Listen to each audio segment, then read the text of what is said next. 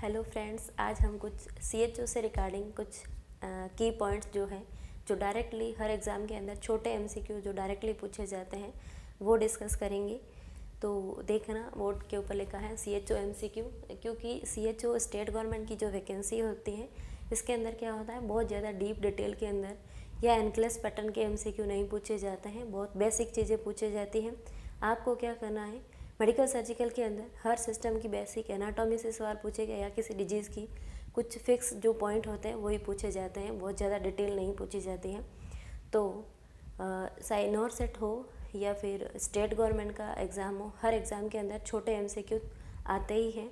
नॉर्सेट के अंदर 40 से 50 MCQ ऐसे होते हैं, वो क्या होते हैं, बहुत छोटे MCQ होते हैं और उनको क्या करना होता है, पढ़ते ही डायरेक्ट क्लिक करना होता है। या तो वो आपको आते हैं या आपको नहीं आते, उसके पीछे कोई बहुत बड़े रैशनल नहीं होते हैं। तो पहला MCQ आपके सामने कि लार्जेस्ट सैलिवरी ग्लैंड्स क्या है, जिसका नाम क्या है, पैरोटिड ग्लैंड है।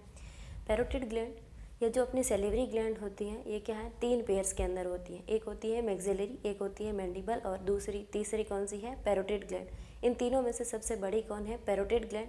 ये क्या है, स्टेंसन डक्ट के द्वारा अपने मोलर टीथ के अपोजिट साइड के अंदर जाके खुलती हैं और अपने सैलिवरी एंजाइम को रिलीज़ करती हैं। वो अपने इंजेस्ट फूड के अंदर सैलिवरी एंजाइम मिक्स हो जाते हैं माउथ के अंदर। और जो ग्लैंड जिसके अंदर डक्ट होता है उस ग्लैंड को हम क्या बोलते हैं, एक्सोक्राइन ग्लैंड। और जो ग्लैंड डक्ट लेस होती है उसको हम क्या बोलते हैं, एंडोक्राइन ग्लैंड। ये हम एंडोक्राइन जो सिस्टम है उसके अंदर बहुत डिटेल से पढ़ते हैं कि कौन सी एंडोक्राइन ग्लैंड है और कौन सी एक्सोक्राइन ग्लैंड। जिस ग्लैंड के अंदर डक्ट है वो ग्लैंड कौन सी है, एक्सोक्राइन। पैरोटिड ग्लैंड के अंदर डक्ट है इसलिए कौन सी ग्लैंड है, एक्सोक्राइन टाइप की ग्लैंड है। जिसके अंदर डक्ट नहीं है वो कौन सी ग्लैंड है, एंडोक्राइन ग्लैंड है। ठीक है। दूसरा है आयरन एब्जॉर्प्शन अकर। आयरन का एब्जॉर्प्शन कहाँ से अकर होता है, यानी कि GI सिस्टम के कौन से पार्ट से आयरन का एब्जॉर्प्शन स्टार्ट होता है, तो कहाँ से होता है, अपने स्मॉल इंटेस्टाइन का पार्ट, ड्यूडेनम वाला पार्ट है वहाँ से स्टार्ट होता है। लेकिन आयरन से रिगार्डिंग स्टेट गवर्नमेंट की वैकेंसी हो या फिर सेंट्रल गवर्नमेंट की वैकेंसी, हर बार एक MCQ पूछा जाता है। कई बार हमें पूछा जाता है कि प्रेगनेंसी के अंदर एलिमेंटल आयरन हम कितना देते हैं, तो आपको जवाब देना है 60 मिलीग्राम देते हैं। कई बार आपको पूछा जाता है, जैसे नॉर्सेट का या एम्स का जो एग्ज़ाम होता है उसके अंदर बड़ी लैंग्वेज घुमा के MCQ आता है आयरन का। और पूछते हैं, एक बच्चा है 5 साल का है, उसको डॉक्टर ने आयरन की सिरप लिखी है और उस बच्चे को आप क्या समझाएंगे या उसके पेरेंट्स को आप क्या समझाएंगे कि आयरन की ये सिरप कैसे लेनी है। तो जो आयरन की सिरप होती है उसका जो सॉल्यूशन रहता है वो कैसा है, ब्लैक कलर का होता है और उससे क्या होता है, टीथ की स्टेनिंग हो जाती है, टीथ ब्लैक कलर के हो जाते हैं। इसीलिए चाहे वो फीमेल हो या बच्चा हो, ऐसे मरीज़ को हम क्या बोलते हैं कि आपको क्या करना है, इस सिरप को पीने के लिए स्ट्रॉ को यूज़ करना है। जैसे हम जूस पीते हैं, एक जो नली आती है उसको क्या बोलते हैं, स्ट्रॉ बोलते हैं। उस स्ट्रॉ को यूज़ करके पीना ताकि आपके टीथ की स्टेनिंग नहीं हो। दूसरा क्या होता है कि जो भी मरीज़ आयरन जो टैबलेट या सिरप ले रहा है उस मरीज़ के अंदर स्टूल का कलर चेंज होकर क्या हो जाता है, ब्लैक कलर का हो जाता है। तो आपको क्या करना है, ऐसे मरीज़ को जब भी किसी को आयरन लिखा जाता है, दिया जाता है, तो हमारी क्या जिम्मेदारी रहती है, उनको ये बोलना है कि अगर आपके स्टूल का कलर चेंज होकर ब्लैक कलर का हो जाना है तो आपको इसके अंदर नर्वस नहीं होना है, आपको इसके अंदर कोई तरह की चिंता नहीं करनी है, ये एक नॉर्मल कंडीशन रहती है इस दवाई के साथ में। तीसरी चीज़ होती है कि आयरन जो है ये एब्जॉर्प्शन के लिए कहाँ प्रिपेयर होता है, तो वो कहाँ प्रिपेयर होता है, स्टोमक के अंदर। क्योंकि जो स्टोमक की pH होती है वो कैसी रहती है, एसिडिक pH रहती है और एसिडिक pH के ऊपर क्या होता है, आयरन का बेटर एब्जॉर्प्शन होता है। इसीलिए हम मरीज़ को बोलते हैं या तो आप एम्प्टी स्टोमक आयरन लो या फिर आप क्या करो, नींबू पानी या इस तरह की खट्टी चीज़ों के साथ में आयरन यूज़ करो। उसके ऊपर दूध नहीं पीना है, एल्केलाइन नेचर की चीज़ें नहीं लेनी है, जिससे क्या हो, आयरन का एब्जॉर्प्शन प्रॉपर होगा। ठीक है। उसके बाद बहुत सारे आयरन के आसपास की जो चीज़ें आप किसी बुक से पढ़ रहे हो या किसी क्लास से पढ़ रहे हो, तो आपको क्या करना है, उसको डिटेल से पढ़ना है, क्योंकि यहाँ से हर बार ही MCQ आता है। तीसरा है नॉर्मल पोर्टल वेन प्रेशर, जो कितना है, 5 to 10 सेंटीमीटर H2। इस पोर्टल वेन प्रेशर को मैंने इसलिए यह लिखा है क्योंकि जब मैं पढ़ती थी तब इस पोर्टल वेन प्रेशर को मैं पल्मोनरी आर्टरी प्रेशर के साथ में कंफ्यूज होती थी कि ये 5 to 10 सेंटीमीटर H2 वाला जो यूनिट मैंने पढ़ी थी वो किसकी थी, पोर्टल वेन प्रेशर था या पल्मोनरी आर्टरी प्रेशर था। तो इस तरह की कुछ यूनिट रहती हैं जिसके पीछे बहुत बड़ा लॉजिक नहीं होता, उनको हमें डायरेक्टली याद रखनी होती है।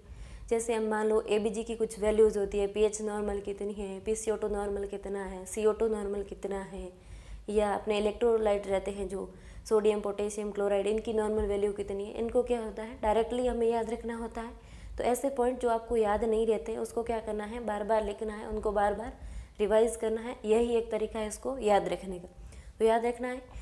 दूसरा है, इस तरीके की चीज़ें जब पूछी जाए, जैसे मान लो आपने हार्ट के चैम्बर का प्रेशर पढ़ लिया, पोर्टल वेन प्रेशर पढ़ लिया, या आपने कोई और ड्रग के पीछे यूनिट पढ़ ली, तो उसको क्या करना है, पीछे की यूनिट को याद रखना। सिर्फ 5 to 10 करके नहीं छोड़ना है। पीछे की यूनिट अगर आप याद नहीं रखते हो तो नॉर्सेट के अंदर आपका MCQ 100% गलत हो जाएगा, क्योंकि वो क्या करते हैं, सेम वैल्यू दे करके उसके पीछे यूनिट चेंज कर देते हैं, और उसको क्या करना होता है, ध्यान से पढ़ना होता है। तीसरा, चौथा सवाल आपके सामने है, डाइट इन अल्सरेटिव कोलाइटिस। अल्सरेटिव कोलाइटिस क्या होता है, कॉलोन का इन्फ्लामेशन है।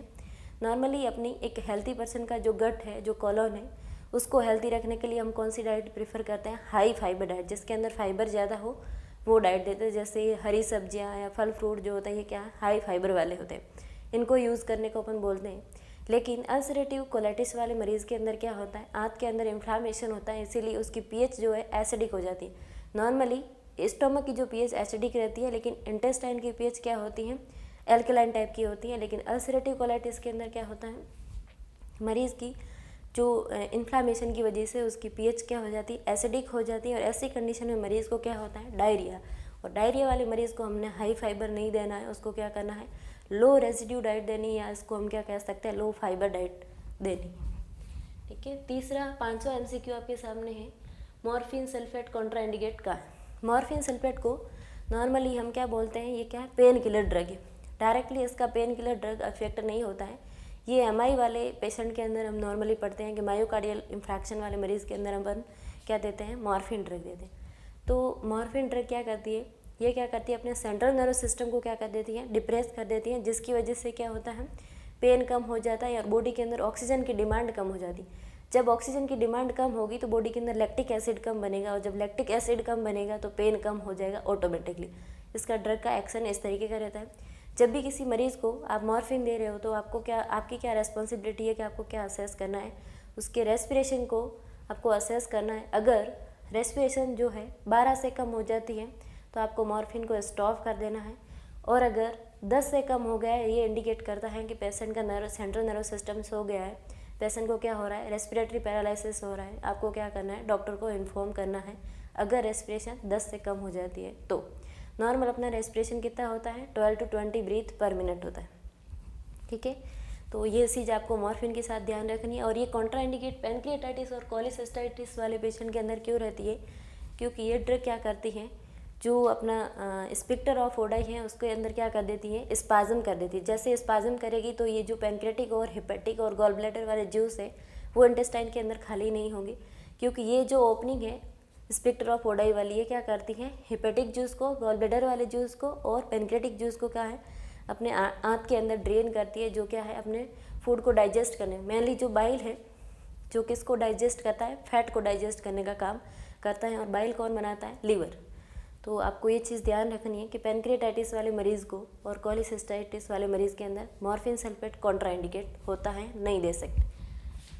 तीसरा है मर्फी साइन, किसके अंदर देखते हैं अपन, ऐसे कुछ साइन होते हैं, आपको क्या करना है, एक टेबल बनानी है और ऐसे सारे साइन जो है एक जगह लिख देने हैं और इनको बार बार देखते रहना ताकि आपको याद रहे। इनके पीछे बहुत बड़े लॉजिक नहीं होते कि इसके बहुत ज़्यादा नीचे कंसेप्ट होंगे कि मर्फी साइन इसलिए हो रहा है या ये वाला साइन ये हो रहा है। कुछ साइन होते हैं जिसके पीछे लॉजिक होते हैं, कुछ के नहीं होते, तो आपको ऐसे याद रखने हैं। मर्फी साइन जो है एक्यूट कोलिसिस्टाइटिस के अंदर मर्फी साइन देखा जाता है। और ये जो है मर्फी साइन कैसे चेक करते हैं, लीवर के जस्ट पास में अपन क्या है, यहाँ पे पालपेट करके अगर प्रेशर देते हैं तो क्या होता है, मरीज़ को पेन होता है, उसको हम क्या बोलते हैं, मर्फी साइन बोलते हैं, क्योंकि गॉल ब्लैडर कहाँ होता है, लीवर के जस्ट नीचे होता है, इसीलिए वहाँ पेन हो रहा है। ये सिंपल सी बात है। कुलेन साइन जो है हेमरेजिक पैनक्रियाटाइटिस के अंदर, कुलेन साइन को अपन सिर्फ MSN के अंदर नहीं, OBG के अंदर एक डिसऑर्डर पड़ता है एक्टोपिक प्रेगनेंसी, वहाँ पे क्या होता है, जब ट्यूब रप्चर हो जाती है तो क्या होता है, वहाँ जो ब्लीडिंग होती है वो ब्लीडिंग कहाँ कलेक्ट हो जाती है, एब्डोमिनल कैविटी में। जब भी ब्लड क्लॉट बन जाता है अंडर स्किन तो ऊपर क्या है, उसका स्किन का कलर क्या हो जाता है, डिस्कलरेशन हो जाता है, ब्लूइश डिस्कलरेशन हो जाता है, तो हम उसको क्या बोलते हैं, कुलेन साइन। अब जब कुलेन साइन को आपको याद रखना है कि कुलेन साइन एक तो होता है एक्टोपिक प्रेगनेंसी जब रप्चर होती है तब, और दूसरा कब होता है, जब हेमरेजिक पैनक्रियाटाइटिस होता है तब। तो इसके अंदर क्या आता है, यू, और अम्बिलिकस की जो स्पेलिंग है उसके अंदर क्या आता है, यू। तो इसको आपको याद रखना है। पेरी अम्बिलिकल डिस्कलरेशन किसके अंदर होता है, जब कुलेन साइन होगा तो हम कहाँ असेस करेंगे, पेरी अम्बिलिकल एरिया के आसपास क्या होगा, डिस्कलरेशन होगा, उसको हम क्या बोलेंगे, कुलेन साइन। ये क्यों होता है, अंडर स्किन हेमरेज होता है, वहाँ पे क्या होता है, ब्लीडिंग का क्लॉट बनता है, उसकी वजह से स्किन का कलर चेंज हो जाता है। ये मोस्टली हम या तो पैनक्रियाटाइटिस, हेमरेजिक पैनक्रियाटाइटिस वाले मरीज़ के अंदर देखते हैं, और या हम किस में देखते हैं, ट्यूबल रप्चर हो जाती है जब एक्टोपिक प्रेगनेंसी के अंदर, तब देखते हैं। दूसरा है, इस पैनक्रियाटाइटिस के अंदर एक और साइन देखते हैं अपन कुलेन साइन के अलावा। अगर किसी को पता हो तो उसको क्या करना है, कमेंट बॉक्स के अंदर लिखना है। दूसरा है 8वां MCQ क्या है, कर्लिंग अल्सर किसके अंदर देखे जाते हैं, बर्न के अंदर। नॉर्मली अपन अल्सर पढ़ते हैं जो H पाइलोरी की वजह से अपन पढ़ते हैं, पेप्टिक अल्सर हो गए मरीज़ को, है ना, H पाइलोरी वाला इन्फेक्शन होता है उससे पेप्टिक अल्सर होता है। लेकिन कर्लिंग अल्सर किसके अंदर होते हैं, जिस पेशेंट को बर्न हो गया है उसके अंदर होता है, और इसको हम क्या बोल सकते हैं, स्ट्रेस अल्सर। ये किसकी वजह से होता है, जब बर्न होता है तब क्या होता है, ब्रेन पे प्रेशर बढ़ जाता है, और स्ट्रेस अल्सर बोलते हैं। स्ट्रेस बढ़ता है जब ब्रेन रोता है ना, तो पेट से निकलता है, मतलब पेट में अल्सर हो जाते हैं, इस तरह की कंडीशन रहती है, इसलिए हम इसको क्या बोलते हैं, कर्लिंग अल्सर बोलते हैं। आज के लिए इतना ही, नेक्स्ट हम पढ़ेंगे नेक्स्ट वीडियो के अंदर। तब तक के लिए धन्यवाद, थैंक यू।